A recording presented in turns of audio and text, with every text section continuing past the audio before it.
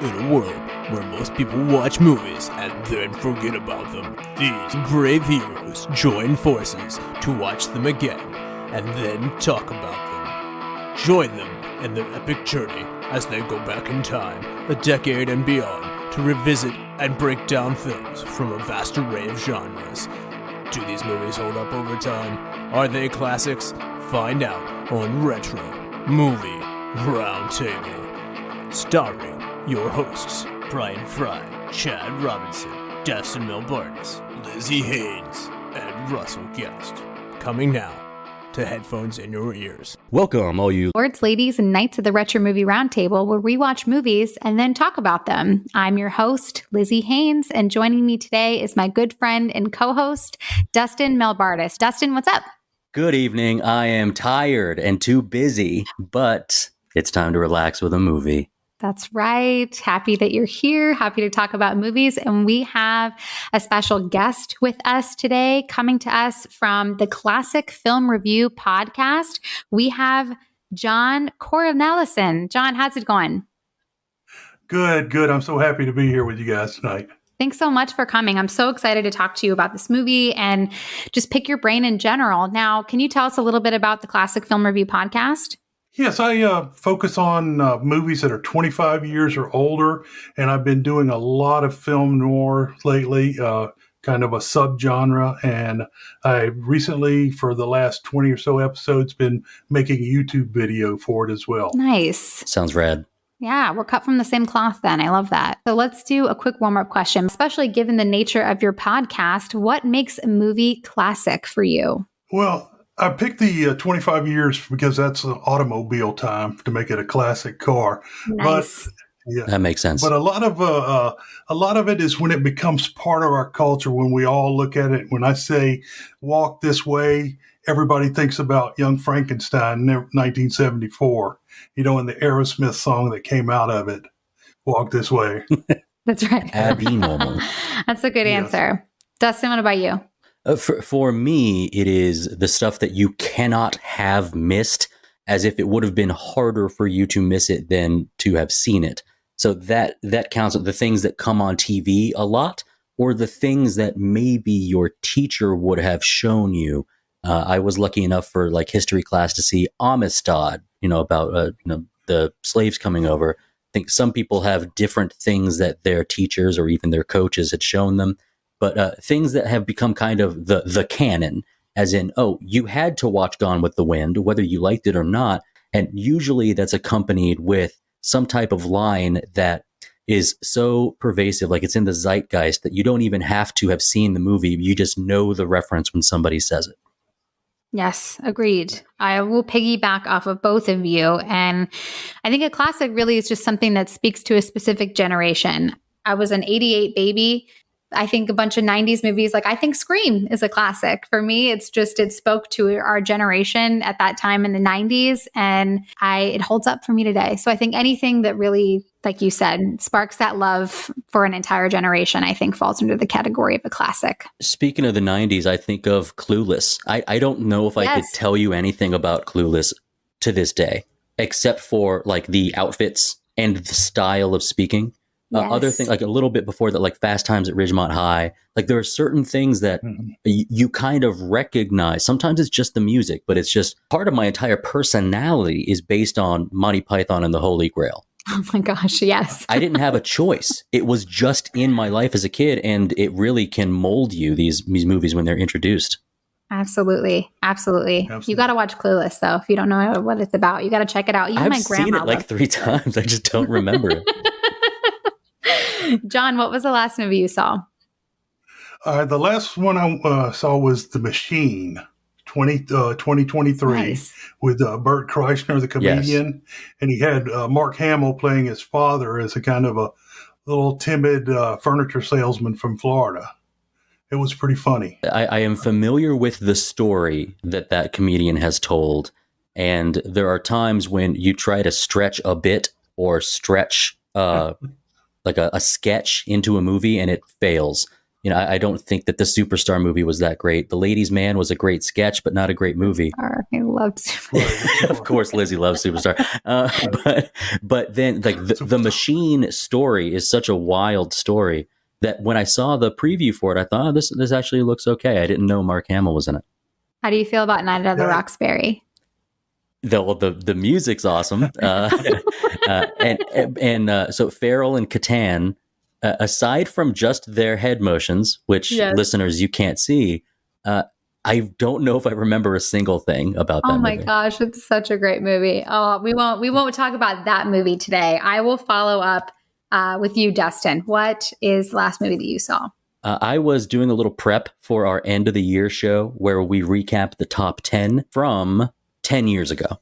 So I was just kind of going through a list of 2013 movies, and there was something I had meant to see and never saw. It is based on a play, much like the movie we're covering tonight. And typically when I see that, it's kind of like bullseye. That's the kind of presence and it's the kind of feel that I want. So I was, I rented and watched August Osage County. Oh, nice. Yes. Yeah. Julia Roberts, Meryl Streep, Benedict Cumberbatch. You've got a bunch of people in there, but it takes advantage of everything's happening in one place, essentially like one set, very much like our movie we're covering tonight. But we'll see if it makes my top 10, but I would recommend it. Yes, that's a slice of life, right? We've thrown that around a couple of times. Yes. The last movie that I saw, you all have been going on this journey with me, Retro Movie Roundtable listeners, because every single time that I have to answer the question of what the last movie I saw was for the past month or so has been something in the Insidious family, because I was working my way up to watching The Red Door, and I finally did it. I watched The Red Door, and I'm glad that I waited until I was able to stream it. But it was still good. It's my review of that fully is for another day, but I give it a solid B-. You said my review's for another day, and then you just gave us I guess that's true. My in-depth review, I should say. My in-depth review, but I'll tease you with the headline that I give it a B-. That makes me think with horror, John, is there classic horror? Is there a special subgenre, or do you ever spend time on classic horror? Oh, I love doing horror films. I have done a bunch of them, and I bring my daughter in sometimes as my vampire expert. Nice. Because she reads all the books on it and stuff. But, going back to I think that one of the scariest ones is the original Frankenstein with the Ardith Bay character. Like, I don't know if it's 31 or 32, but that's the scariest one to me. But the modern one, I know y'all are talking about Scream and Osage County. I haven't even seen these movies, just like what we were talking about before.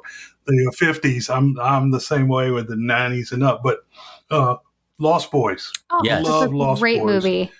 Yeah, and the other one, Fright Night. Yes. The original Fright Night. The original, the Colin Farrell one was nothing to write home about, but the original one's good. Right. So I've like that, and so I like a lot of vampires, werewolves, mummies, just the classic Gilmans, anything like that. Nice. Well, today's movie doesn't fall under classic horror, but there are some elements of it that are frightening. So let's talk about today's movie. Dustin, can you tell us what we're covering today? From 1960, Inherit the Wind. Starring Spencer Tracy, Fredric March, Gene Kelly, Dick York, Donna Anderson, Harry Morgan. It was released in 1960. This movie had a budget of $2 million and it broke even. It grossed $2 million worldwide. Fortunately, we don't have a lot about how it ranked that year, but we do know that Butch Cassidy and the Sundance Kid came in at number 1 that year. This movie has an IMDb rating of 8.1 and a Rotten Tomatoes score 93% from the critics and an audience score of 91%. So pretty on par with each other. This movie was nominated for 4 Academy Awards. Spencer Tracy for Best Actor, Best Adapted Screenplay, Best Cinematography, and Best Film Editing. It was nominated for 2 Golden Globe Awards, Best Motion Picture and Best Actor. And it did also was nominated for some BAFTA awards for best film from any source. So honestly, I mean, this movie is definitely a critically acclaimed movie, and I want to talk about it with you guys. So John, you were the one that selected this movie for us to review. I want to know, had you seen it before? If you had, what were your expectations coming in? And do you think that this movie holds up?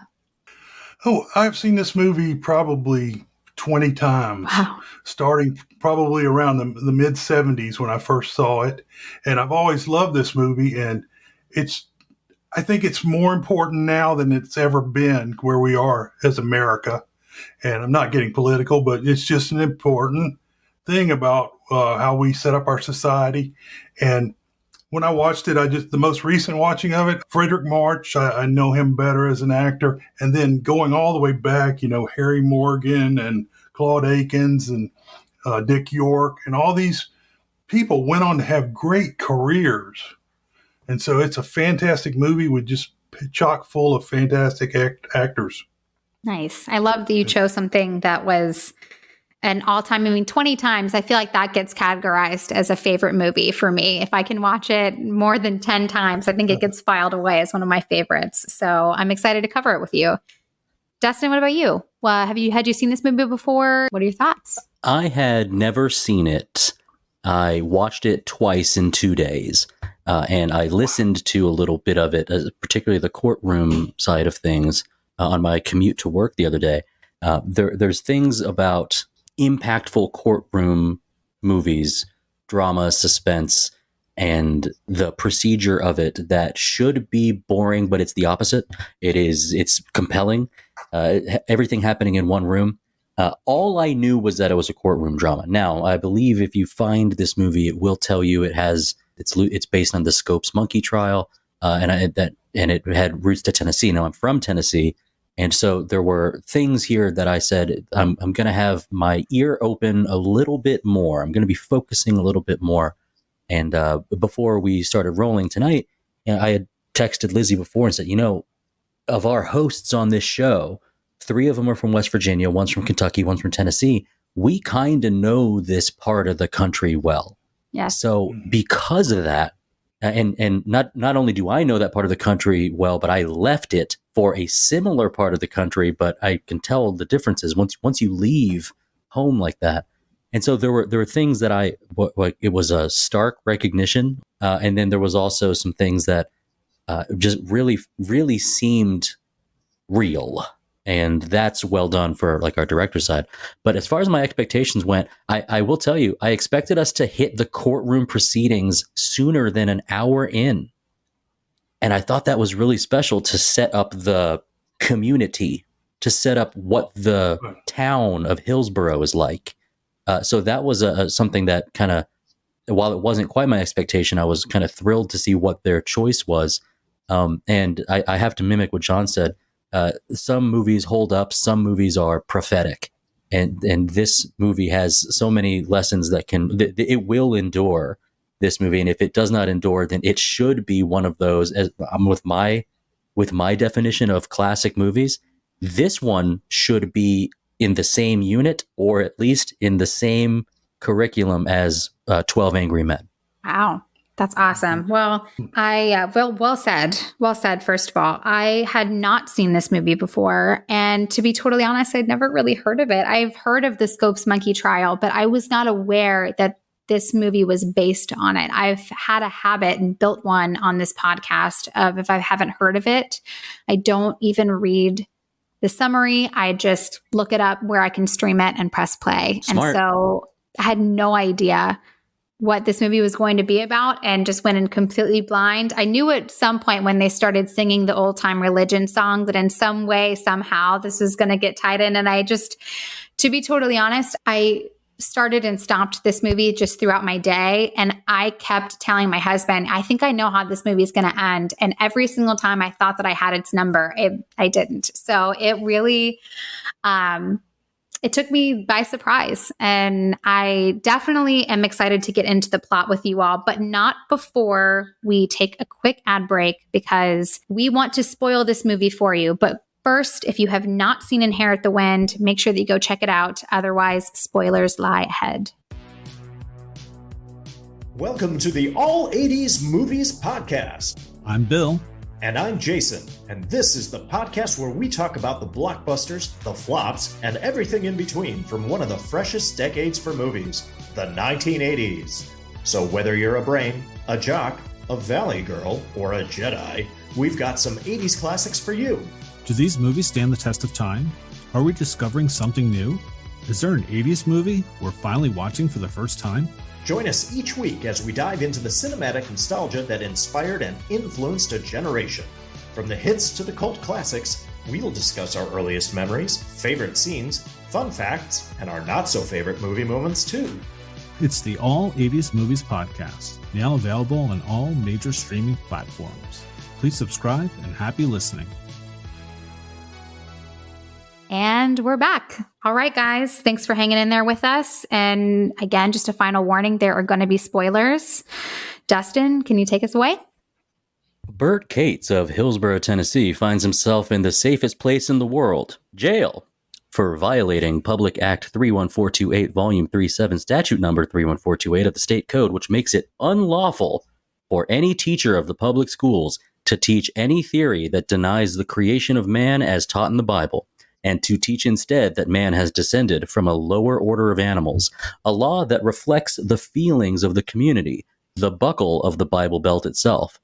The national papers get word of Bert's imprisonment and impending trial, resulting in religious zealot volunteer prosecutor Matthew Harrison Brady coming to town to be met by two representatives of the wider metropolitan world outside of Hillsborough, attorney Henry Drummond and journalist E.K. Hornbeck.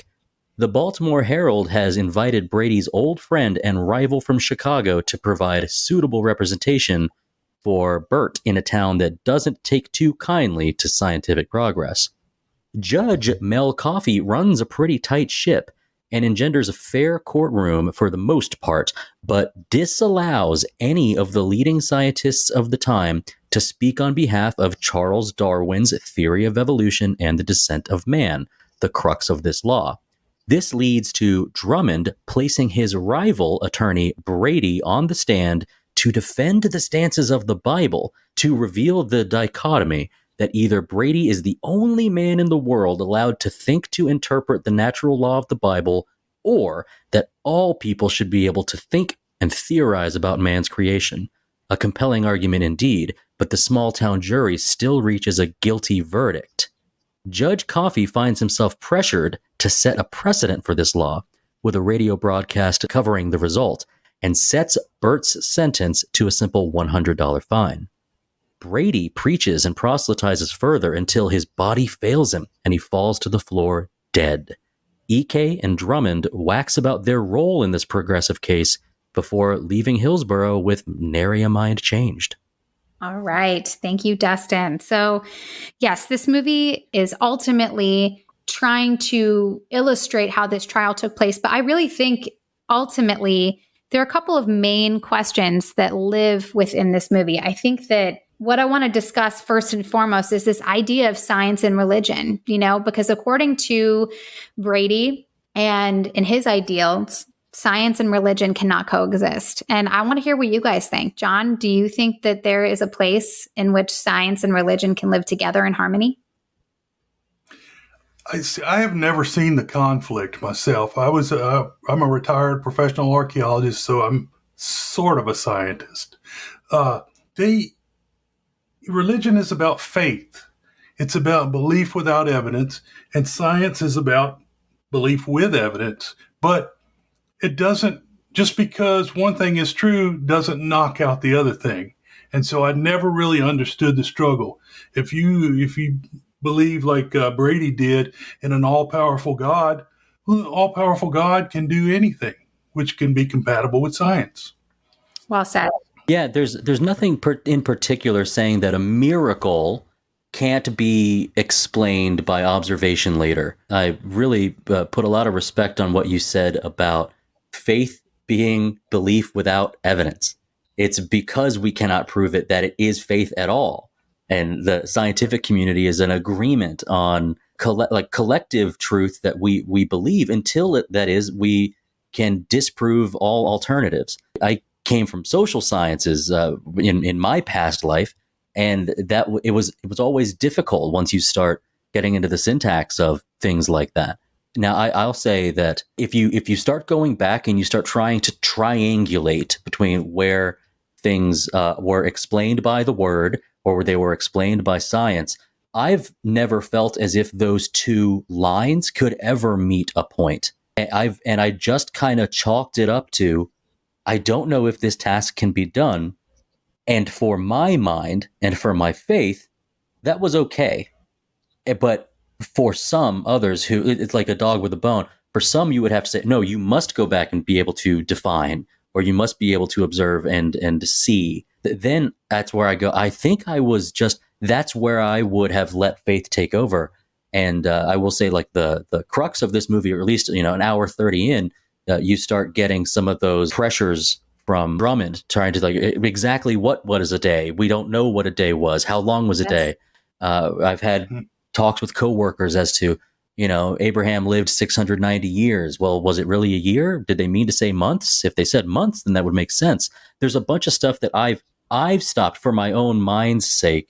I've stopped trying to explain it fully. I think I've just kind of resigned to, I'm not sure if those lines can ever really cross. Nice. Yeah, I agree with both of you. I think that there is a way for science and religion to coexist. I think that there are aspects of science that are fundamentally true. And I guess let me back up a little bit. I think that, full disclosure, I'm a Christian and I believe in the Word of God. I believe that God is real and that the Word of God is true. I also believe that science is our way of understanding a lot of what happens in our world. And I think that there's so much about science that we know to be fundamentally true. For example, I know that water is going to freeze at 32 degrees is the freezing point. And there's just certain aspects of science that are just fundamentally true. But there's also so many aspects of science that I don't completely understand. And I think that I'm, just like you said, Dustin, I think I've surrendered to that fact. And I'm okay with the fact that there's going to be elements of science that I can't completely grasp, in the exact same way that there are a lot of elements in the word that I cannot completely grasp.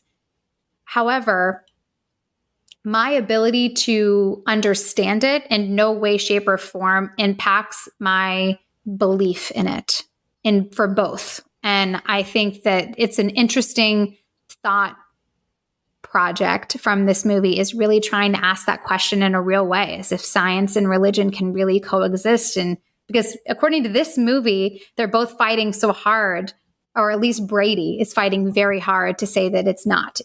There's a line in the sand and you have to step on either side. And I think it's an interesting thought piece to be able to say that I can hold up the Bible and believe that every word of it is true, but I can also acknowledge that there's so much of science that we have used to understand what God has given us. When it comes to the enlightenment that is brought up later in the movie, by nature, why would we have been allowed to think if we can't figure stuff out? Yes. If I were to put myself, if I'm a Hillsborough citizen, and we are lucky as the three on this podcast to have lived through several innovations and to have access to more knowledge than anyone in the history of time. And we are wealthier and more knowledgeable than anyone that came before us. And because of that, we can, I think maybe our minds at our ages are maybe more adept at being able to compartmentalize and do these things separately. But if we're in 1920s Hillsborough, and the idea that, well, I guess the radio works and the telephone works, but not a single person in that town knows how. And because, God made it so that we can explain other things too, that by trying to explain, one would become a heretic or one would become committing some other greater sin. That's kind of where we get to this Hillsborough feeling. We start, I guess, 8 minutes in, maybe 10 minutes in, we're in that room with all of the men. We've got the owner of the bank. We have the mayor of the town. We have the prosecutor in that town. We have Reverend. And they are seeing the newspapers and say, look what we have wrought. The whole world is laughing at us. But I think we believe the Reverend stands up and says, God is testing us right now. With all of the things of science and all of whoever that's going to write a funny headline that we have to defend the way that we believe. And it's not as if these are the wise men that know both sides and are doing the best to reconcile and keep one in power. I think they all are artifacts of what they grew up and what they truly believed. There wasn't a choice for them not to defend their law the way that it was written. It's an interesting concept because, I think so much of the Christian faith, a lot of people in non-denominational Christianity talk about relationship over religion. It's a really common idea of just this idea that I want to have a personal relationship with Jesus Christ, one that follows the word, but rather than following kind of rituals and really putting my actions in alignment perfectly, it's more just about making sure that my heart is in alignment. And I think that is something that I feel I wish so badly was represented in this movie, because that's really, really lacking to your point. It's like there's this idea of wanting to defend their faith, but at what cost? And what becomes of them in that process, and what their heart starts to turn. The Reverend at one point, he is talking to Rachel. At this point, Bert has been arrested, and she is coming to him just begging that they just drop this and let this go. And he starts praying, he's like, shows her the picture of her mother. He's like, if your mother was alive, she's looking down from heaven, pray that she forgives you. And then he starts praying, speaking from, I believe, the Old Testament, talking about, I'll give you, take away your heart of stone and give you a heart of flesh. But watching the way that a lot of these fundamentalists work, it's interesting to see how throughout the movie, their hearts, that Christ, if you're convicted with the Holy Spirit, your heart is fleshy, but if you allow hate inside of your heart inevitably is going to harden. And it's really interesting to see that arc. And Sarah says it so eloquently at one point to Brady, to kind of skip towards the end of the movie once the trial is coming to a close, where she's like, I've always stood by you because you've always done everything right, but now you're sacrificing your principles just to be right. How can we draw a line in the sand and say, this is what I believe to be true, but for the people who don't believe it to be true, what is to come of them? And how can we still live cohesively in a society where there's love? Amazing. I think I was just thinking about a couple of things while you were talking. Is they you mostly always said you were from the Appalachians. I'm from Mississippi, nice. Descended out of North Georgia, but these people didn't have much besides their faith to hold on to a lot of times. So if your faith is what's made you survive, and then somebody comes from some northern city mm-hmm. and they're going to take it away from you, of course you would resist it, But I think they also did a pretty good job of the hotel man, like the hotels are going to be They'll full. Need a place and to I'm stay. Sell yeah, and even when at the end when the sentence was about to be pronounced, I'm not sure it was he the mayor that went up there and talked to the judge. I think it was the mayor. Like yeah. we need to get rid of this thing. And so I thought they did. Like there's a hard line, and then everybody else is living in the middle. Mm-hmm. We could, I bet, spend the next hour talking about just this very particular thing about the movie. And I'm not saying that we can't, but we've got a lot of stuff to cover. But the idea of natural law, or the idea that even kings back in Europe were ordained by God, and the government of the time, it only exists because God can allow it to exist. And then you think of things along the lines of an unjust law. And this movie isn't about hatred. I think there's times that in a courtroom drama that you can see that there's somebody that's clearly hating something else. And what I believe you have is, instead of love versus hate, you just have two extremely strong loves that are on opposite side. A love of my faith in my God and the Word and this book and all of the things about our community that is great, and we all share it. compared to change. And the Enlightenment wasn't great for everyone in Italy. And the difference between the Catholic and the Protestant Church, as Drummond brings up, these things are the bases for 17-week college courses, and I enjoyed them when I took them. And a movie that can present it in a way where I don't believe we were meant to truly dislike many of our characters. They had things that were more appealing, or they had things that were, they drew your eye or they drew your attention.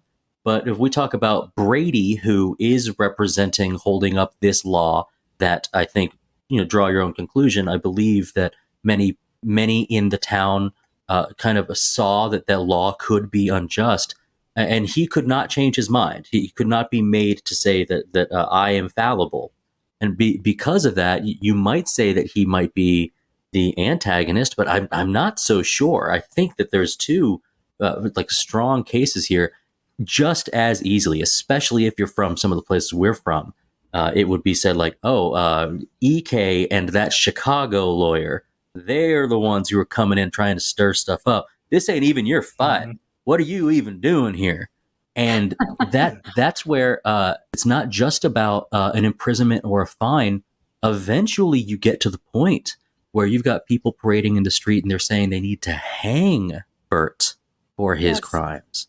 And it's at this point that we start to see the stakes of this zealotry, whether you would be marching with them or not. And that's where those college courses or those, however these kind of conflicts were presented to you when you were younger, to see a movie that is, and once again, based on a play, which is why I think everything works so well in this courtroom. A real delight to have this mental exercise presented to you in such a compelling and interesting way. Agreed. Looking to your point about how I really love what you said, Dustin, about how it's just like two people who really passionately love either their faith or their freedom to have their own intellect. And I think it's really interesting in the sense that when it gets to that place where they start, they have an effigy of Bert and on fire, and they're talking to we're going to hang him on the sour apple tree. And it's gotten like really dark at that point. To me, it calls into question. The first thing that I thought about was Jesus's Sermon on the Mount, where he calls into question all of the 10 commandments that all of the Pharisees believed in, because, the Pharisees knew everything there was to know about the Torah. And he called a lot of that into question. One of 10 commandments was not to commit adultery, but Jesus came in and said, yes, we shouldn't commit adultery, but I'm here to tell you that if you lust after someone, you've committed adultery in your heart. So it's interesting, I think, watching this movie, how people who put all of their beliefs in their faith, yet walk around with a burning dead man saying that they're going to hang them from the apple tree. You could absolutely make an argument that those people's hearts are not in alignment with scripture. And so it's interesting to see how passion can weave its way into your mind and then take things to a much darker place than they never intended to go. Modern versions of this movie, if it were made today, might include other things outside of the courtroom that I think try to add too much.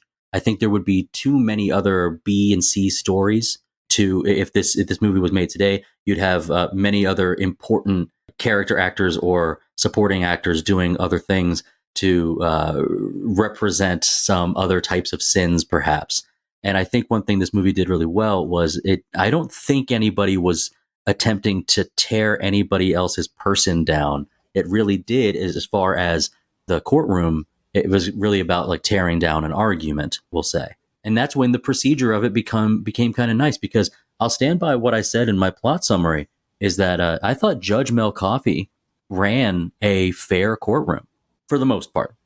Agreed. Yeah. I think that was one thing that I really loved about this movie, was that even the lawyer, the district attorney, the local district attorney. Yes, thank you. And the local district attorney comes in and he's talking to to him. And he's just like, we don't agree with you, but we respect your right to voice your beliefs. And there's such a camaraderie between both attorneys. And it was really lovely. I really appreciated that, because we don't have to live at odds with each other. I think that it's so much of scripture is about loving your neighbor. And I think that's a really important part that I was pleased to see.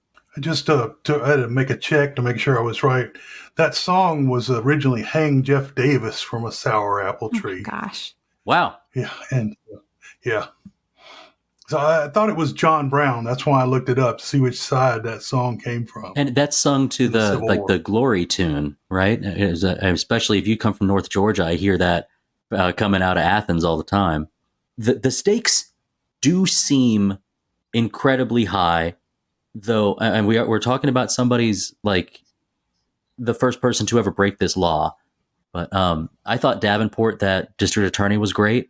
I thought EK and his just little aside, Gene Kelly's character, just kind of to the side, he says something in it, and it makes Brady turn real quick over to him. We talk about the fairness of our judge's courtroom, and we have Brady, who's made an honorary colonel of the local militia. Yes. As he arrives in town. And I love the detail of the fans have like sponsored by like Johnson's business or whatever it is. That all seems so real. Small town parades are a big deal when there's nothing else going on. And he's made an honorary colonel. And so the first thing Drummond does is like, how am I supposed to compete with this colonel? So he's like, okay, well, you're a colonel too. That's right. That was really sweet. I like when he has to break him to a private. Right. A stunning amount of like subtle comedy. I think we've mentioned before on the show that most movies aren't comedies, but most movies include a little bit of humor. Occasionally, we do have those movies that have zero, but this one had such a. John, did you find this movie? You've watched it 20 times. You anticipate some of the jokes coming, but I have to imagine you still smile at them today. Oh, I love the Hornbeck character. H.L. Mencken, his quotes are so pervasive in American society, and Gene Kelly is just he started out as a dancer and became a great actor. He is such a manly man, and he plays such a devil in this one. He's so good. He is. He's very facetious. That one woman, you can tell she's trying to be genuine and kind. She's like, would you like a nice place to stay? He's like, I have a nice place to stay, and I left it to come here. Yeah. It's really bad, but it definitely is funny. Let's talk a little bit about the Brown family. Claude Akins, he's like in these other movies, From Here to Eternity, and he always plays a tough guy. And this role was early in his career, but he's playing against type because he's a big, strapping, gruff guy. But this time he's playing a driven preacher. So I thought that was kind of just an interesting juxtaposition for him personally. And Rachel, that's the one character, and I'll talk about it later. But I could have seen a replacement there. I thought she just spent too much time looking doe-eyed at Bert, instead of this movie. Yeah, to me, I thought she was a weak character. This movie could have been as strong as it was with an absence of romantic love. It's true for the main story. However, for her interactions with her father, for her going to Brady's room after he kind of falls ill, there's a relationship that maybe it just didn't click with me that first time, but Brady really is seen like a prophet here. He's seen an incredibly high standard to where you would imagine that, they like calling a reverend father, that they would call him father. And her presence, unless there was, I feel as if there could have been something more impactful with her relationship with Bert, or really, I think the stronger relationship was with her own father. And her scene, I don't know if I've seen many other, I would say off the top of my head, it's top 5, maybe even top 3 portrayals of a preacher with the power behind the words And maybe that's because of our setting here, but oftentimes pastors have a bit of an aura about them. But when it comes to Jeremiah Brown, Claude Akins, that was some real strength, and I'll bring that up a little bit later too. But what you'll see is even with his devout fervor towards what he believes, we know that his wife and Rachel's mom had passed, but even with that, he's got this position. He's in the room of powerful men at the beginning. He takes a real backseat to the crux of our A story in the second half of the movie. I would have loved to see more of him. So I think the Brown family, maybe somewhere there was room to fit in something else about that. I just don't know how it could have been fit in more cohesively. We were already at 2 hours, 7 minutes for a 1960 movie. So I'm not sure where we could have found the time, because the other time that was spent on really getting a feel for what this place was, I feel like maybe you would have had to sacrifice the reminiscing time between Brady and Drummond. The idea that they know each other and they're sitting out there on the rocking chairs.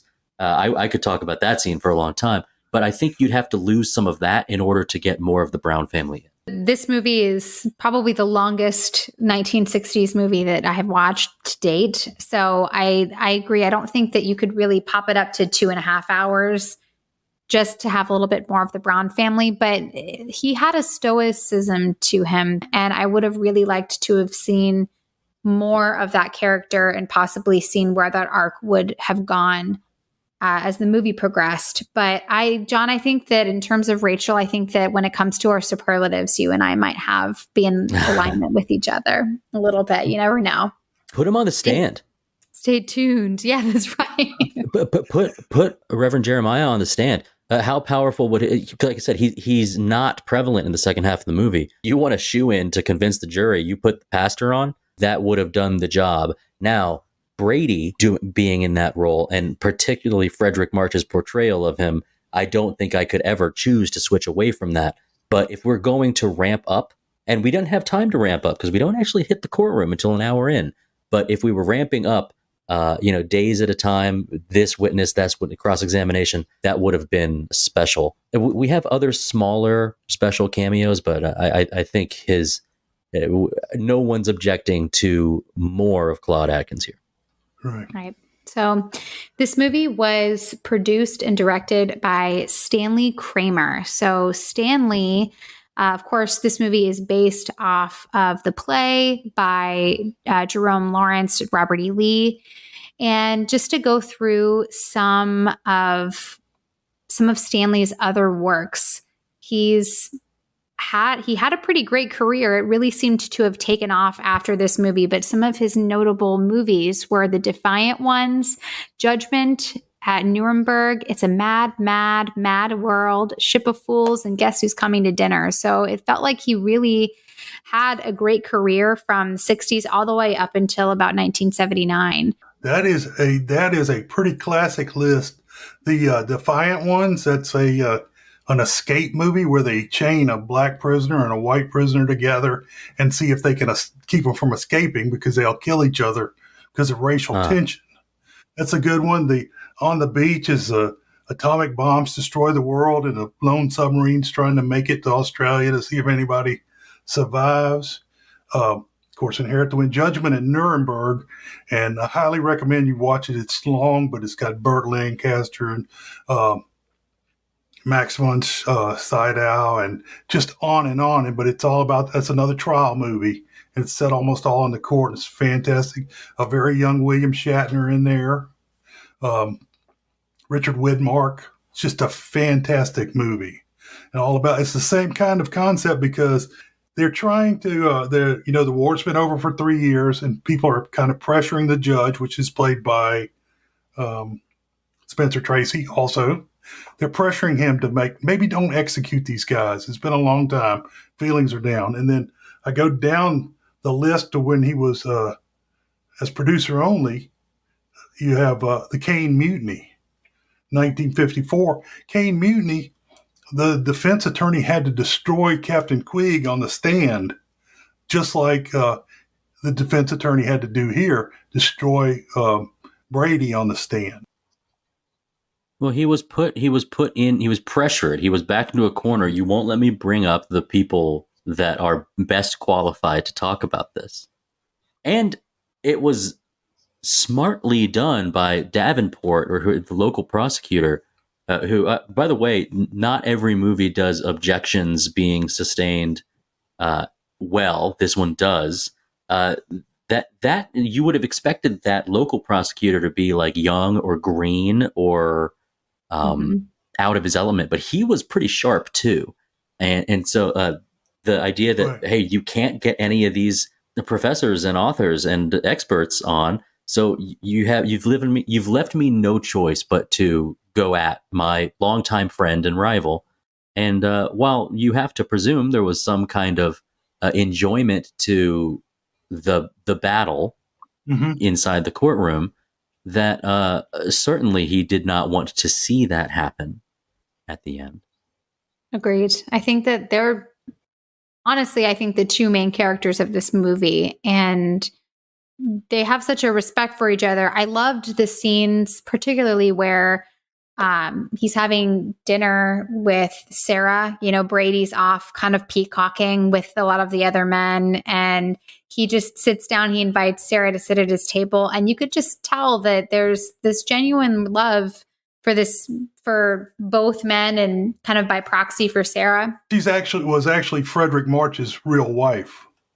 Oh, cool. You know, really? Yeah. So when she does the scream, really cool. When she does the scream at the end, I've always thought that feels real when he falls down. But she was lovely. I love hearing that. So much of that love was real then, probably, like when she's caressing him and just going, "Oh, baby, baby, baby." It was the battle in which they both really had a genuine respect for each other. And I think the court, like you said, the judge, I think was honestly really fair. You kind of have an expectation of what judges are like with a lot of modern crime dramas. And so it was really nice to see a judge do his best attempt at making sure everything was fair. And, later when Damon is held in contempt, and he comes back later and apologizes, and he's like, "I'm not without grace and forgiveness." And I think everybody tried pretty hard to be on their best behavior. Right. I don't want to take anything away from Laszlo with the cinematography, because there were some cool moving shots inside a static room that were really well done. There were some times when a lot of faces and a lot of people were put onto in the lens at once. But talking about Kramer directing this movie and the choices made to spend as much time as was spent to understand the community, understand that even in this place where we love God, and it's meant to show, it's not that they hate science, but it's not quite hate, but that there are some of the young homeroom students of Bert's that we really like him actually. There's allies in the town, and even when Drummond's maybe biggest social ally is Sarah. These decisions to do some things that might seem innocuous, dinner time, or just showing us how much like Brady is eating.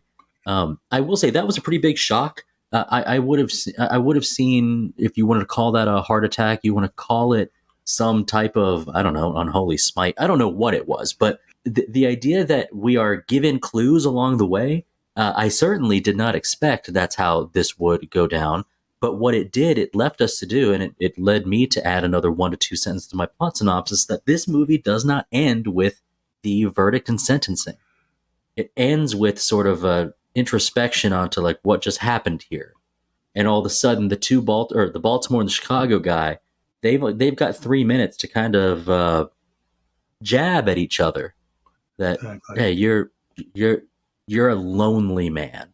And God, how did he describe himself? Hey, I might be rancid butter, but I'm on your side of the bread. Exactly. Yes. There's that. These guys aren't buddies. No. And the sort of recollection of what had happened, I imagine that with some of the titles you had mentioned, John, that Stanley Kramer must have a habit of, it's not just about what you see, it's about how you think about what you see. what you do. And then he told Gene Hornbeck, he tells him that there's nobody to pull the dirt over him when he dies.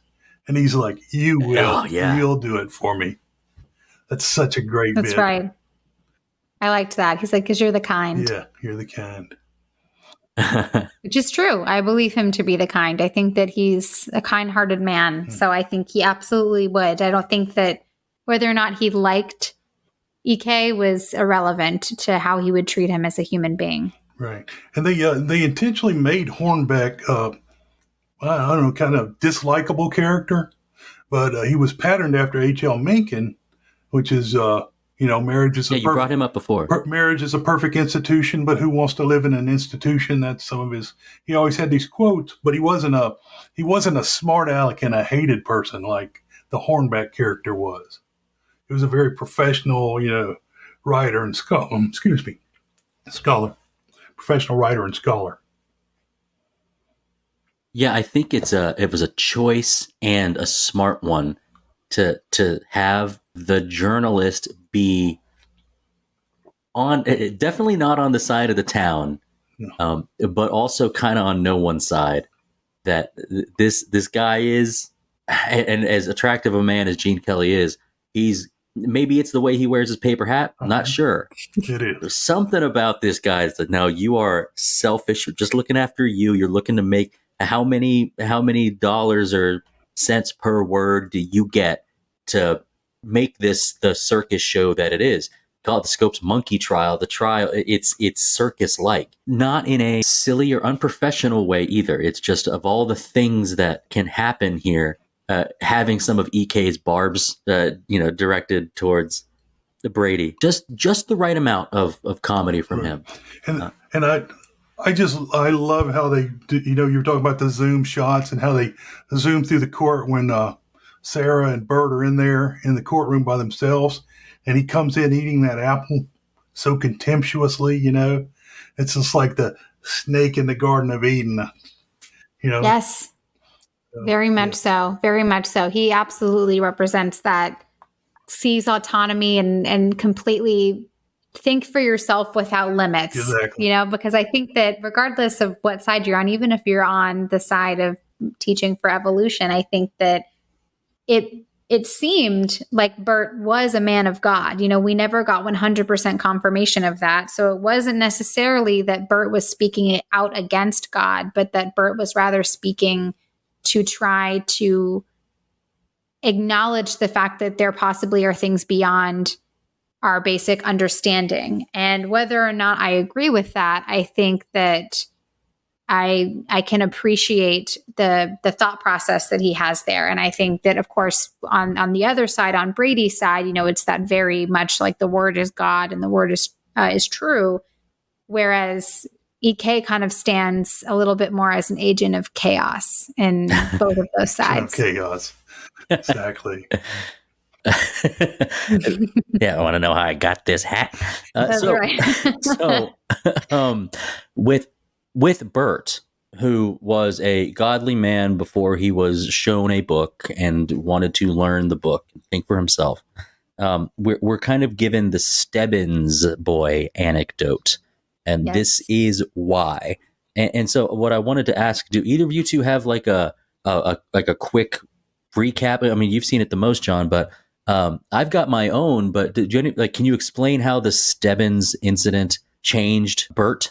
Yeah, and I'm sorry, I'm not going to know it. The little boy drowned, and because he wasn't baptized, the preacher said he could not go to heaven, and he was going to go to hell. And we have to assume this is the same preacher. This is Claude Akins. This is Jeremiah. So it's not like some unnamed preacher. This is a person we know. Right. So he actually put the whole thing into motion for the movie. He created the spark that pushed his daughter, and created the trial. Yeah, and if I remember, the pertinent lines were something along the lines of your faith, having it or not having it, can be like weaponized or can be used to scare you into believing or scare you into conforming. It's like a nightmare instead of a dream. And I think that's something that really does push people away from religion in general. Absolutely. Absolutely. And that's why when you ask a question like, does this movie hold up? It doesn't just hold up. It super holds up. It's got a special hold up to it, which is that these lessons, we're looking at 63 years later, that it's very clear. You talk to your friends who grew up with particular upbringings, whether they stuck with it or not. And these are the kinds of values that people that decide to leave religion, or even just decide to leave a sect of a church, whatever it is, they can point to all the time. Is that I felt like I was living in a vice, that I had constrictions on everything that I could do. And when you are met with words like sin, when you are met with what you might expect to be met with love, but love comes out much differently in towns like that. And that's tough to deal with. So yeah, that Stebbins incident, we also see the boy's father, he puts his farm up to make sure that when Drummond is held in contempt of court, and if he doesn't have a place to stay, he'll have to stay in the jail, that this guy who clearly has gone through hell, he's the one that stands up. I'll put my farm up for it. Yes. And you've got one of the other men, the important men in the town, the bank owner, or I guess whoever runs the bank manager, says, I will accept the value, just like that. We don't have to wait for paperwork. This is accredited, or whatever the word would be. There's some community stuff outside. It's very small, but at the end of this movie, most of this town is still going to live the way that they were living. They're disappointed that the sentence wasn't as bad as they wanted it to be. And in reality, you think about, I was explaining this movie on a car ride 2 days ago. The idea that he's guilty. He of course he is. Yes. The jury of his peers in that town, of course he's guilty. But what does being guilty mean when it comes to an unjust law? It's such a great question. I feel like I'm 19 again in political science 201.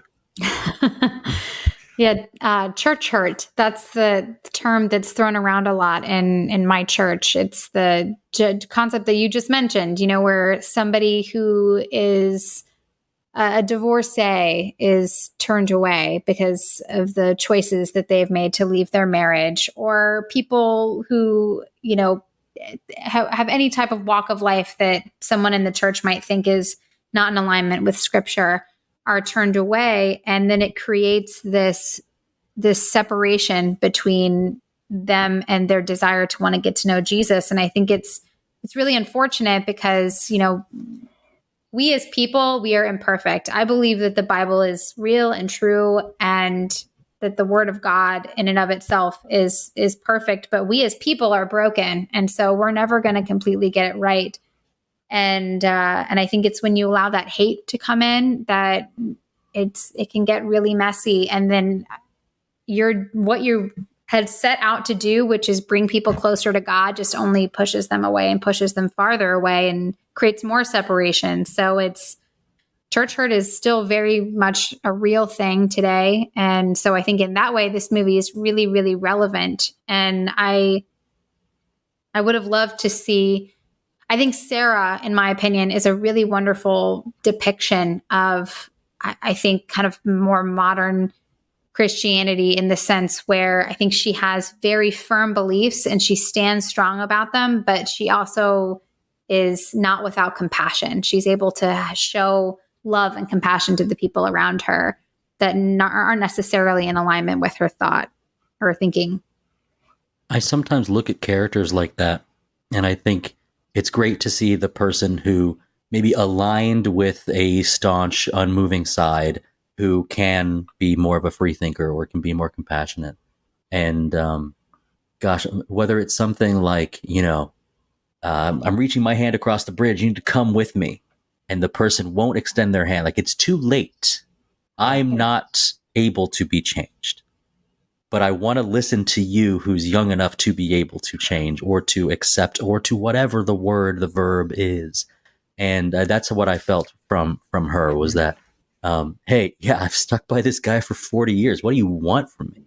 Like this is everything it's too late for me to change. Now you kids run along and do your new science stuff, but no, this is how we do it. And it's just how I am.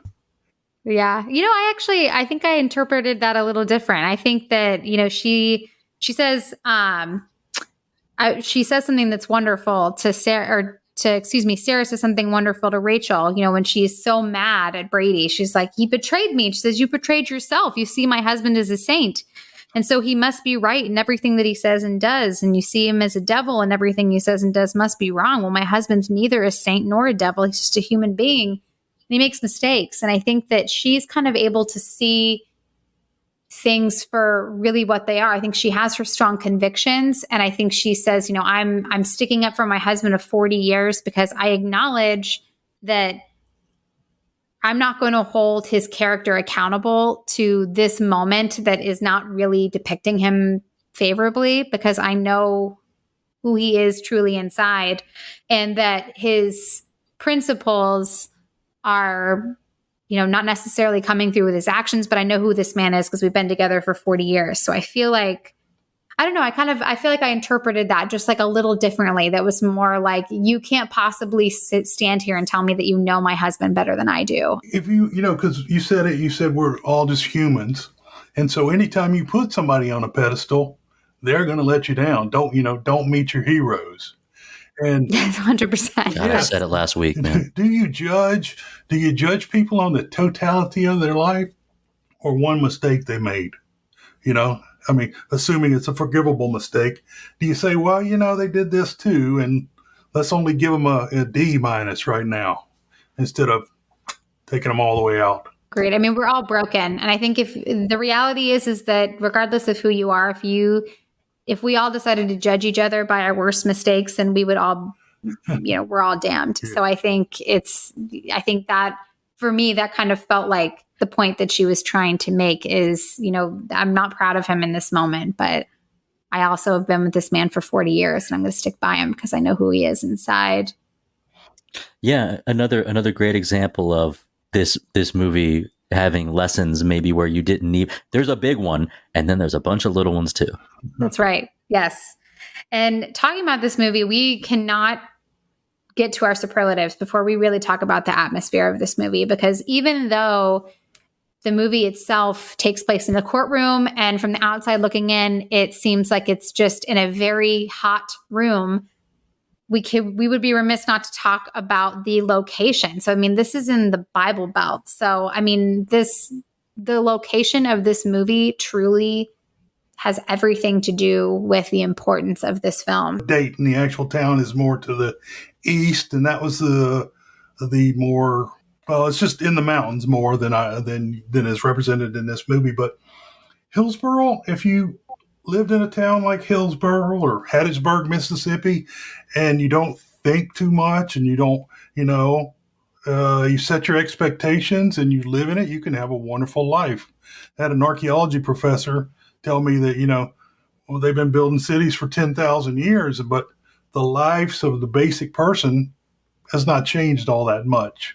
They just live within the city. So I think if you lived in Hillsboro and you were a part of that community, you just be happy as a clam. My small town is Wares Valley, Tennessee, unincorporated, 1,100 people, and there's more churches than gas stations, and there's no stoplights. And this is something where I must have been propped up and told, you need to use your brain and get out of here, by a lot of people. The cap on your life, the places you can go, like the Dr. Seuss book. If you stay here, the ceiling will be low. We're all happy here, and we can get to work in less than 10 minutes, and we enjoy each other's company, and all the kids will go to the one school, K through 8. So you can have that. And like Hillsboro is a place that I think if I'm in Hillsboro, I'm one of these homeroom kids that says, this is something new and I'm excited to learn it. I got to say, for our boy who hits the stand, I think his name is Howard. Good portrayal of teenage boy, by the way, like with not just the politeness, but also with general understanding. I think he's asked, like, you understand what I'm saying? No, sir, I don't. And there's a certain amount of, in a way, ignorance is bliss. You think about how much information is at our fingertips, and there's times I go back to East Tennessee. I go back to the Smokies. Like, why would I ever leave again? And but really, I believe I'm much more of the Chicago or Baltimore guy with the metropolitan, the things that I want to see and experience. That town and the connections there where everybody knows each other. I've said it a number of times on this podcast, the worst thing you can give me is a bad Southern accent. They're all great in this one. This really hits home. This is a home run in terms of nailing that Southern demographic, I think. Yes, agreed. I think if you had asked me 10 years ago when I was 25 if I wanted to live in Hillsborough, I would have probably given some kind of expletive of why I don't want to live there, and I would have been really loud about it. But now that I've grown and experienced life, and I'm just, a different person, I've got 3 kids, and my life is settled and fulfilling in kind of that more simple way. To me, I would move to Hillsborough. I love that small town feel where there's a sense of community, and people tend to, where someone comes in from out of town, and even if they don't completely approve of their line of thinking, it's like, hey, do you need a place to stay? I've got a nice place for you. I love that. It reminds me of where my dad was from, in Harlan, Kentucky, really East Kentucky. Oh, yeah. But, I think as far as where we are now, 2023, we've never been more connected while simultaneously also being, a record of reporting being lonely. It's just a different time where we're moving at such a fast pace that you have to kind of ask the question of, are they on to something by kind of bringing it back to the basics of just making it about community and family? And for me, it's not for everybody, but I'd move to Hillsborough and I'd probably love it there. I'd wave to you as I got on the bus out. There's an aspect of like that small community where, think of the farmer's market and everybody on that one block or that street. Now think about if your town was the farmer's market all the time. That's Hillsborough. Love it. And I love that. I actually, at the University of Tennessee, I was pre-law for about 2 years. So there's an aspect of this, the big time attorneys, like that was appealing to me. But I definitely share your sentiment that Hillsborough would be a great place to like settle down, be happy, and like put the perils of the rest of your life away. Yes. Nice retirement. Agreed. Down. What about that song, right? I mean, I think big confession here.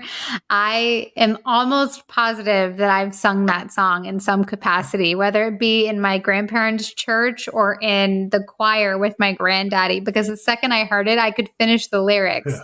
So in some way, shape, or form, I've sung that song before in a choir setting. But as far as soundtrack and score, that's it, right? There's really nothing else to say other than give me that old time religion. Yeah, old time religion and glory. You do have a bit of a score, and half of it is variations on old time religion, which is well done.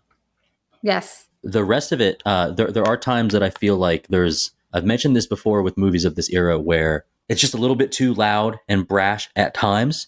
I'm not taking away a single thing about the music used in this movie. It fit. It really fit there. So they did play with variations on it, which I thought was appropriate. Yes. They hit that old time religion pretty well in another 1941 movie, Sergeant York, where he becomes a conscientious objector after he reads the Bible and doesn't want to fight World War I. Then he goes on to be the most decorated soldier of World War I later. But that song and the kind of the theme of that is hit a lot of times in movies coming up from around World War II on up that I know of. I'm a huge fan of when a song is revisited several times. in a score. There are also hymns and church songs that mean more to me. This is one, though, that I think I got hit with it so much in the first 30 minutes of this one that every time I heard it again, I was like, okay, give me something new, though. Give me some variation. Alter this a little bit. I think my hymn of choice, what would it be? Will the Circle Be Unbroken? If you give me that hymn, and I'm a happy man. That's a good one. Oh, there's so many beautiful hymns. I love them all. I agree. Old Town Religion was really fun and very appropriate for the first half of the movie. Nearer My God to Thee. Okay, maybe that's my number one. Yes. I love that you know all the oldies. Talk about classics. Really?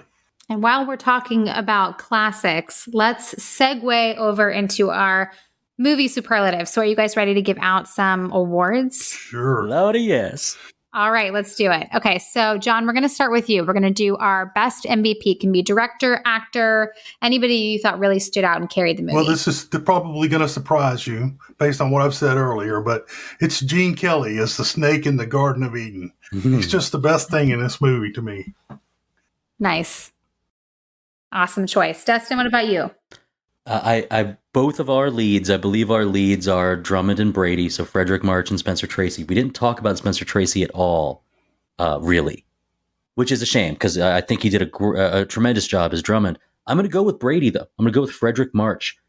He has these tics with his mouth, and he has a nervousness about seeking the approval of his constituency in a way.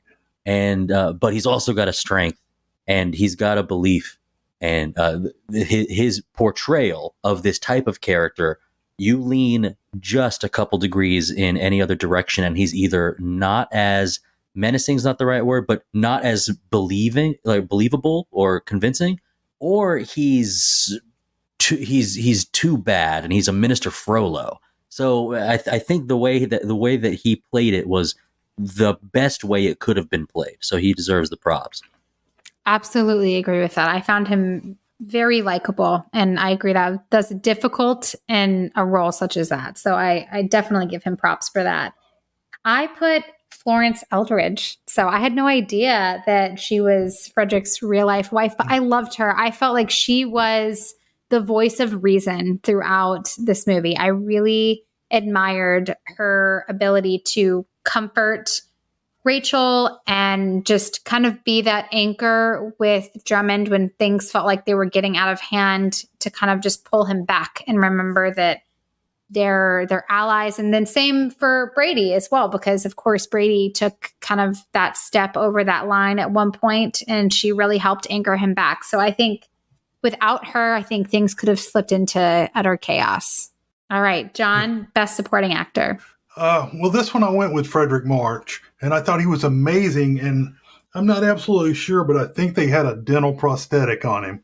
And he was eating that kind of an overbite. Very much so, It yes. doesn't look like that in other movies. And just eating that chicken, and I didn't say it earlier, but I thought the heat, and this is very appropriate for our time right now today, the heat was a major character in this movie. Just making that court oppressive, and him just eating that chicken and having so much joy, just greasy fingers and everything. He was fantastic. Nice. Dustin, what about you? Best supporting actor? Claude Akins. I did mention that as Reverend Jeremiah Brown, that he may be one of my top three more powerful pastors type characters I've ever seen. And the when he is sort of confronting Rachel, and he's nearly weeping, he's doubled over in his remorse or piety in a way like that. That will nearly, and I'm far from Hillsborough. I'm far from Wears Valley, Tennessee, in a lot of ways. But to see a demonstration, it was so believable. John, you said that's kind of against type, but could have fooled me, because that is certainly a powerful portrayal. Nice.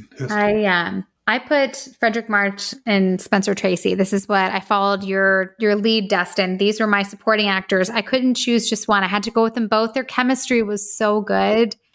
And I love, even in sports when someone falls down and someone on the other team like helps them back up and you just kind of have that sportsmanship with each other.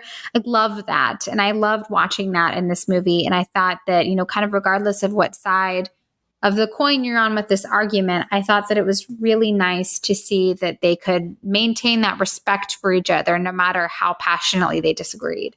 And I think that their chemistry was dynamite. Hey, Dustin, you talked about the rocking chair thing, the scene where the Drummond and Brady were talking, but the rocking chairs were out of sync with each other. That's right. Just to show their opposition.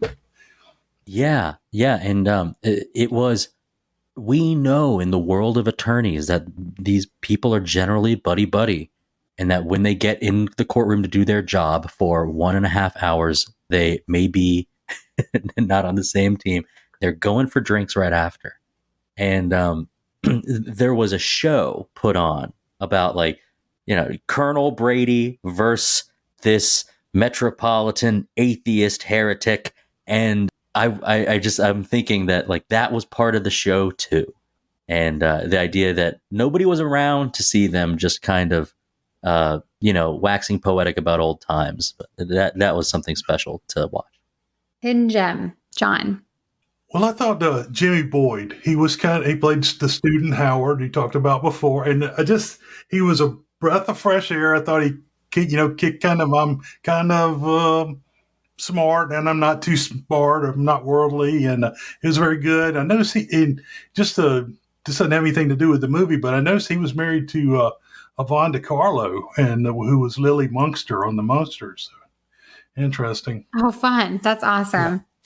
Yeah, he was great. He was charming, and it was kind of that perfect neutral character to put on the stand. He was great. Dustin, hidden gem? I thought you were going to steal my little trivia fact, too. Jimmy Boyd is mine as well. My second place would be the guy who works at the feed store. I think he becomes the jury foreman. But Howard was great. Jimmy Boyd, also known for the classic 1952 hit, I Saw Mommy Kissing Santa Claus. No way! He was the one that sang that song. Yeah. But I thought he did great. This is 2 straight movies where I've found that the person playing the teenager this is 2 straight 1960 movies where I'm like, they are really nailing the naivety, the juvenile wonder. This guy did a great job. So well done, Jimmy Boyd. Agreed. I put Dick York because I could not put my finger on where he was from for the first 30 minutes. And then eventually it hit me, yes, that he is Bewitched. He's from Bewitched. And I was like, oh my gosh, it's all coming together for me now. And so it was really hard to look at him without immediately just thinking about the nose twitch. And I thought, you think he's a doll. I think that he's a great little hidden gem for this movie. John, real quick. So you know that it's Dick York in Bewitched. Do you know who the other actor playing the main character in Bewitched was? Yeah, Dick Sargent. And so I always think of that because we remember Dick York, Dick Sargent, Sergeant York.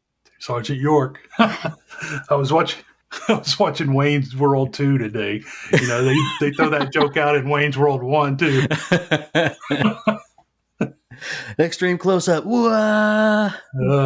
All right, recast. John, who are we recasting? Well, again, I said I would recast Donna Anderson, who played Rachel Brown, with a more likable actress. I don't know what it was, but something about her just didn't gel with me. And I thought a good replacement for her would be Michael Learned, who was the mother on the Waltons. They're actually the same age. I fully trust you being the expert in all things classic movies. Dustin, who are we recasting? I liked Gene Kelly's performance. I did, but I'm recasting him. I want Jack Lemmon in there. Now, I mentioned I'm a fan of Kelly's dancing work, and I want to see actors stretch their potential. But I would have really liked to see Jack Lemmon, who I think is seen as like wholesome or chummy. He's always likable in his comedy. At least he always has been to me. So to see Lemmon playing like a clever, quick-witted, slimier type of humor as opposed to his like traditional batch of characters, that would have been really something. Agreed. Yeah, that's super cool. John, you and I agree. We talked about this a little bit earlier, but I wanted to replace Rachel as well. I just think she lacked a little bit of depth for me, a little bit of range. I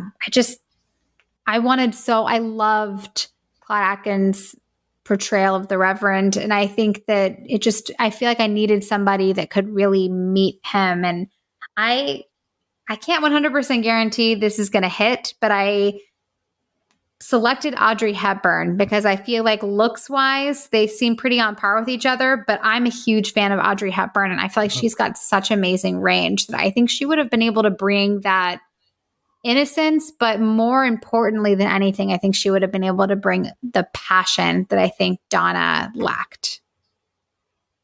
That's a good point. All right. So best shot, John. Well, there, like we've talked about already, there's a lot of good tracking shots in this. But to me, again, when they came from Bert and Sarah, and they tracked through and hit Hornbeck eating that apple. Yeah. To me, that was the best shot in the movie. Although there were a lot of good ones where they crossed a lot of, every time they did one of those long tracking shots, there was a lot of information in the shot. Yeah, good point. Dustin, best shot. Reverend Brown on the dais holding a prayer meeting in the middle of the woods. I've been out in those woods, and that was powerful. I don't know much else to say. I can't say anything. I'm stricken by and you hear some of the people in the crowd, calling out, and he's doing a classic story that everybody knows. He's talking about Genesis, right? He's not even doing something obscure. He's doing something everybody knows. And even still, I'm just like, man, I feel like I was one of those kids that, like, I don't want to go to Sunday school. I want to actually listen to the preacher. You know what I mean? So, like, this is like huge to see this great portrayal of it. That was my best shot, is just from, like, the crowd looking at him up on the stage. Agreed. I completely agree with you. I think he was intense in a very convicting way. So he did a really amazing job. My best shot, I think my best shot, honestly, I always tend to go with the opening scene. And maybe it's because I have a really horrible habit of having no idea what's going on. And so I'm just so intrigued by what's happening in the very first couple of minutes because I'm desperately trying to understand what this is about. But I really thought that there was something really interesting about all of these men in suits and hats that are just kind of marching in unison with each other to head inside. And you've got the Old Town Religion playing, and they're about to arrest Bert. And I thought that whole opening scene of just the aerial shot of all of these men marching was really interesting. And it completely piqued my curiosity. Like, where are you going? What are you about to do? And I found that really cool. It's not like they're doing a great job of sneaking in either. They make themselves very apparent, and it kind of tests his mettle. You're going to continue with your lesson, aren't you? And he does. I know what you're here for, and I'm just going to keep going. Yes, absolutely. Really sets the tone very much. Best scene, John. There's so many in this movie. I would go second place where Brady falls when he has the busted gut or whatever killed him. When he falls, that's my second. But for first, I'm still going to have to go back to Hornbeck and Drummond there at the end of the scene when they're doing the wrap up. Like, you're terrible. You're a terrible person. You're horrible. You're going to be lonely. You're going to die alone. No, you're going to come be with me because you're that guy. So that was the best part, because you actually saw where everybody was at that point. You knew the position that everybody was in, no matter what the job they did. Nice. Yeah, I absolutely agree. It was really powerful. Dustin, you said this at one point. It's just like the fact that the movie didn't end with the trial. It ended with these two characters kind of trying to figure out what just happened and where do we go from here.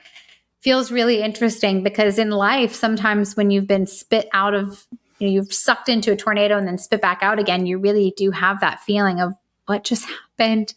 And it was a very human moment. And it was cool for that, to watch that. Dustin, what about you? Best scene? I'm going to take John's best shot. It's when you get the introduction of E.K. Hornbeck. And I think there's a lot of quick humor there. And you are seeing that the world has its eyes on Hillsborough, and he's talking to both Bert and Rachel, though in reality, Bert and Rachel don't have much to do with what the rest happens in the movie. So I thought I was making a mistake where I was just like picking a scene early that I thought like, oh, this is going to stand out. And I was bombarded with a lot of incredible scenes later. Mm-hmm. But because this was around the last time that them as an item stayed relevant, and you just have this, who is this EK guy and how do I get more of him on screen, it kind of stuck with me. So yes, the best scene was his introduction. That was a great scene. Also, one scene that we didn't talk about is the scene right before where is he playing cards with the jailer, with the bailiff. Yeah, the jailer is so cute. He's just like, "Can you mind getting back in there?" Just like with like the aesthetics of the situation. Yeah, it's so funny. My best scene. This was really hard to pick, honestly, but my best scene was, apart from the sermon in the woods, I would say, is really just the end scene with Brady, just like the very last part of the trial, because you can tell while he's speaking, he's saying like, this isn't just about this trial. This is just about so much more than that. And I think the passion in his voice, and he's so deeply convicted, and you can tell for him, this isn't just about winning the specific law of what's going to happen in Hillsborough from now on, but that it's really more about making sure that he's convicted to make sure that God's message isn't going to be taken in vain, and that, he's protecting the gospel at all costs. And just the way that he is so passionate about it, it's such an intense moment. And then for him to talk and just be so winded and then immediately collapse, it was a very, very intense moment, and definitely felt like the crux of the movie, just very climactic. All right, let's move into best hair and makeup moment. John. It wasn't really, it was not really hair and makeup, but I loved when the heat was driving them to ask permission to take off their coats, and the use of galluses instead of suspenders. I thought that was just an interesting play on words, or use of old language, and it had to do with their clothing. I was going to be my option, but I think I have to go with, I know I recast him, but I got to go with the way that Gene Kelly wears his paper hat. Of course he does. He's a dancer. So that's mine. Nice. I think we kind of 3 for 3 here. I feel like the sweat was just such a character in this movie. I mean, at one point Brady lifts up his arms and he's just drenched in his armpits, and then Drummond just has it like all over his, his chest, and they're constantly dabbing their foreheads. It was like just sweat everywhere. But assuming that was unintentional, then I would say that I got to go with the hats too. I think Rachel's hat game was just so on point. I love the 1920s dress. I think it's just so classy and timeless. Love it. Can we change one thing first? If I could change one thing, I would tighten up Drummond and Brady's friendship talks just a little bit. They kind of brought the tempo down. I would just make the dialogue a little tighter. And that's about the only thing I would change in this movie. Still try to get the same effect, but with just keep the pace going a little bit. I can appreciate that. Absolutely. Very dialogue heavy. Dustin, what about you? Given what we know about attorneys and their social circles, I think I would have liked to have both Brady and Drummond make it out alive, for this to really have been shown that, like, hey, I volunteered for this. You were brought in by the Baltimore Herald. We do our thing. We do our big show. It doesn't stop. It starts when we arrive in town. Then it's over. And instead of just Drummond and EK talking about what happened, you get a nice little button of Drummond and Brady meeting on a train, going out to Weeping Falls, Nebraska, sharing a brandy or a cigar or something, being like, hey, yeah, that was tough. That was a tough one. We're old pros. We came up together. On to the next one. I would love that feel And I don't think the feel at the end of this movie was wrong. I just think if I had to change one thing, I would like that. I like that. I think that would be a great ending. They should really. I've never seen the 1990s version, of course, not having seen this one, but I do. It's my understanding that there is a remake. So you never. There's two, I think. Yeah, and there's one in the 90s that has people I would be intrigued to see. I'd like to see Jonathan Pryce as Brady. I think as far as change one thing, this is tough for me. I'm not going to lie. I listened to another podcast that was filled with, people who are more having kind of like the true like evolution versus creation discussion. And it made me really sad when they felt so heavy on the spectrum of really looking at a lot of the Christian values as, looking at a lot of these zealots and really just seeing a lot of hatred. It made me really sad that it, based on, and of course, a lot of that's just based on their upbringing and where they're from. Because of course, just like if you're raised with, in a Christian home, you're more than likely to continue on that into adulthood, at least to some degree, than if you're raised in a non-Christian home and this is the only depiction of Christianity you see, then I understand that that's pretty intense. So I think I would have liked to have seen just a little bit more grace from Hillsborough. I think that I'm absolutely on board. I think that, grace doesn't necessarily mean enabling and in letting go of your principles. But I think that there is a world in which we can be heavily convicted and still be really kind. And I think that the whole sour apple tree thing, although it definitely had its purposes, I think the intensity of it, I fear from what I had listened to, deterred a lot of people from even wanting to explore Christianity. And so I think that I probably would have slid a little bit of grace in there so that it didn't kind of create that church hurt narrative. Yeah, it's almost too easy. It's just a well that's gone too frequently to have Christianity and zealotry like kind of be hand in hand. And if we're going to have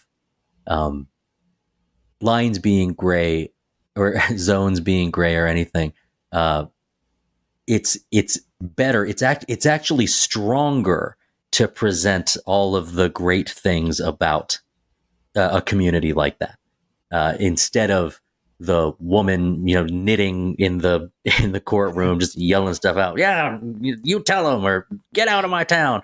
Like it's a stronger position without the caricature. Agreed. Very much agreed. I think that very well said as well. So I don't need to add anything else to that. I think that's perfect. I thought I wrote it down, but maybe I didn't. That woman was doing the same as the guillotine lady from A Tale of Two Cities, like 2023 or whenever that movie came out. But she sat there and knitted the whole time while people were being executed. Wow. And so it's almost a direct copy. Little homage. Yes. Yeah. All right. Best quote, John. Okay. Well, they had the WGN radio in there, and the technician was Norman Fell. He played Mr. Roper on a television show called Three's Company, and John Ritter secretly lived with two women. I don't know if you remember that show. And so he was always a funny guy. But the quote, I tried to find a one-liner, but I couldn't find one. But Drummond contemplates a radio microphone in the courtroom and says, God and hell, and the radio operator, played by Norman Fell, you're not supposed to say hell either. And he tells him, you're not supposed to say God, you're not supposed to say hell. And Drummond responds, this is going to be a barren source of amusement. Yeah, it's good. It's a good exchange. Yes. Yes, absolutely. Dustin, best quote. Mine comes from a longer quote, and I'm not going to give the whole thing, because if you just parse down this sentence, I think it's telling to me. It's one I will remember and maybe think about in terms of my interactions in my life and how I see the news and I see the world. Fanaticism and ignorance is forever busy and needs feeding. Yes, I remember that was a powerful line for sure. Right at the climax, really. Yeah, to the jury. Mm-hmm. Yes. Mine was, I'm more concerned with the Rock of Ages than the Ages of Rock. The Ages of Rocks, yeah. I thought that was really amazing. It was punny And I, kind of true. I would say that I am in alignment with that. So I appreciated that. And if given the opportunity, I'll toss that out in an argument. And I love that when he says a line like that, he kind of leans over to the crowd. He gives a little like eyebrow waggle, like he's such a peacock. Yeah, he really. Yeah. All right. So we've gone through our superlatives. Overall, what do we think about this movie? So we're going to give it a rating. John, we're going to start with you. We're going to do 5 stars. You can do half increments, 0 to 5 stars, 5 being perfect. What are we rating it? I'm going to have to give this one a 5, and I'll watch it over and over and over again. So it must be a 5 to me. Nice. We've watched it 20 times, you said that in the beginning. Yes. So I think the rewatchability is always a huge factor. Yes. Dustin, what about you? The other hosts on this podcast gave me a hard time because I didn't rate 12 Angry Men the #1 movie of like 2020 when we covered it. And it's because I had seen it a lot and I had already learned the lesson, you see. I'd already learned the lesson. Well, with this movie, this was a new lesson and a new portrayal of something that I really loved seeing and I loved feeling and I loved thinking. We're going to listen to Drummond about thinking. I am not giving it 5. I'm giving it 4.5. And the only reason really is I felt as if we mentioned a little bit about like some of the subplots that we want developed a little bit more. Some of the Brown family stuff might have been better. Mm-hmm. That's just a little bit that might contribute to a portion of that half star coming off. But I think this movie has set an example, or there have been other movies like it that have done such a great job with the cross-examination of a witness, revealing something to the jury or revealing something to the audience that is so jaw-dropping and so well done, written by legal authors or written by really puzzle-solving style reveals, that the argument that Drummond makes to Brady about, well, are you the only one allowed to think this way, or should we all be able to think this way? It was long. It was a stunning performance to get all of that out, especially with those shots. But I felt that the argument didn't reach the heights I wanted it to reach for him to make the point that he made. And for that alone, I'm moving it from 5 to 4.5. I still think this is a movie I will rewatch. It's already a movie I will recommend. And I thought it was a great choice. So thank you, John.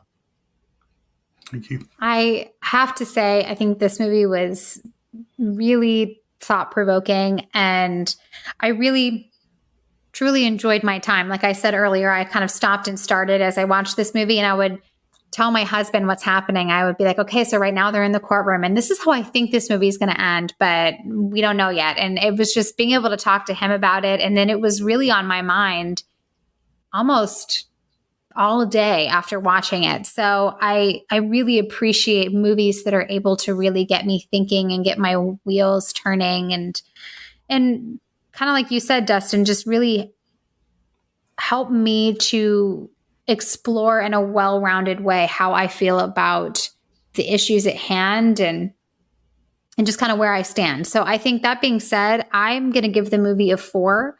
Where I think the movie went wrong, I kind of already went there with that change one thing. I think that for the person who's looking at this movie at just face value, they're not really taking the opportunity to peel back the onion.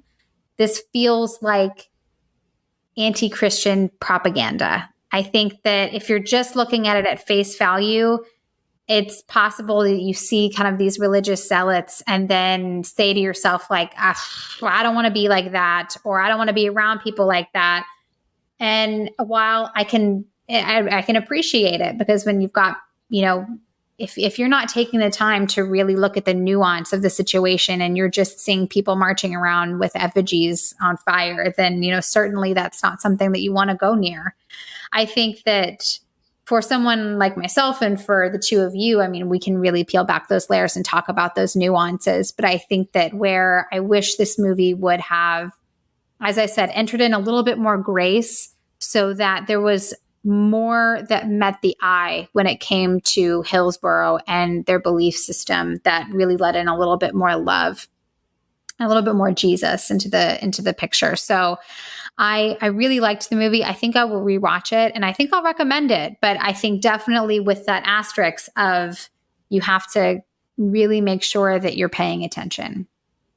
I think it's important, and I fully agree with what you had mentioned for your change one thing and for your rating. I want to bring up two things. One, we didn't touch on the McCarthyism parable at all, and I was uninterested to do it. That would be a different show. And the second thing is, it's a 1960 movie about 1920.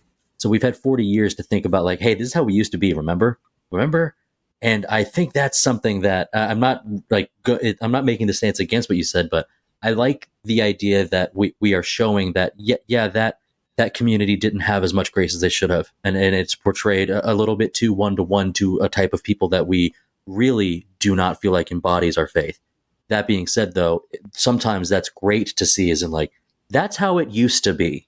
And we certainly aren't anymore. And maybe that's why, that distance could have been good. But gosh, you think about, this is 103 years old in terms of the time period. And it's pretty wild to think about this, because while I think my earliest movie is 27, I did Metropolis. As far as like it seems like a 1920s movie. It doesn't seem like a 1960s movie about the 20s, right? You're absolutely right. It really does. They do a very good job of making it a true period piece, in my opinion. Yeah, that's all I was going to say. Yeah, I think fair rankings all around. Piggyback on that just for a second. And I didn't really even think about the McCarthyism connection to this movie, but looking back at Stanley Kramer's list, is High Noon, 1952, and that's a direct McCarthy movie. So he may have had that tendency. Yeah, may have. And that's another thing too, is when the movie gives you so much more enjoyment than beyond the 2 hours that it lasts. And that's whether you talk about it, whether you have a show, whether you listen to a show, or whether it just gives you some ammunition to think about what artists were doing with their platforms. Pretty cool stuff. That's right. Well, John, we thank you so much for joining us. And will you tell us just one more time a little bit about the Classic Film Review podcast and just where people can find you on social media? Well, thank you very much for having me on. I really appreciate it, and I had a great time. You can find me on Apple Podcast at Classic Movie Review without the S, and you can go to classicmovierev.com. That's my website, and then you can find my YouTube channel from there. Awesome. You. And you have a book as well, as I understand, right? I do have the ABCs of Film Noir, which is a picture book, and then I have all the Coyote's Tale, which is speaking my language. It's a world of New Orleans, but they're all animals. They live animals like humans, and I fleshed that out. And I just finished my first archaeological mystery novel and haven't published it yet. But it's going to come out soon. So keep your eyes peeled. Yeah. Yes. So all that links will be on the web. Well, John, we will definitely check that out. And thank you so much for joining us talking about film noir. Dustin, we are talking crime for next week. So do you want to help me pick out a crime action movie for next week? Crime action movies. I got 3 of them. Option number 1, Lizzy, The Boondock Saints from 1999. 2, Irish Catholic brothers become vigilantes and wipe out Boston's criminal underworld in the name of God. Option 2, Once Upon a Time in Mexico from 2003. The hitman El Mariachi becomes involved in international espionage involving a psychotic CIA agent and a corrupt Mexican general. Or option number 3, Smokin' Aces from 2006. When a Las Vegas performer turned snitch named Buddy Israel decides to turn state's evidence and testify against the mob, it seems that a whole lot of people would like to make sure he's no longer breathing. What are we going to pick? I'm going to park the car and Harvard Yard. It's my best Boston accent. We're going to go with option number 1, Boondock Saints. Absolutely. Excellent. Yeah. All right. Well, Dustin, thanks for joining me. John, thanks for coming on the podcast. And you're certainly welcome anytime. And thank you, all the lords, ladies, and knights of the Retro Movie Roundtable. We invite you to reach out to us because we want to hear from you. Subscribe, rate, and review us on Apple Podcasts, Spotify, Google Products, Stitcher, Pandora, or wherever you get your podcasts. Subscribe to us on our YouTube channel, mostly audio only. Give us a like on Facebook, Instagram, and follow us on Twitter. Possibly not anymore. Who knows what Twitter's called anymore? I don't know. At retro movie underscore. All X. Excuse me. At movie underscore retro. Email us at retromovieroundtable@yahoo.com. Producing and providing this podcast is fun, but it's not free. So we invite you to support the show at our Patreon page, www.patreon.com/retromovieroundtable. Any contribution is much appreciated and will go towards making the show better for you, the listeners. As always, thank you for listening. Be good to each other and watch more movies. Dustin? Don't torture yourself, Gomez. That's my job.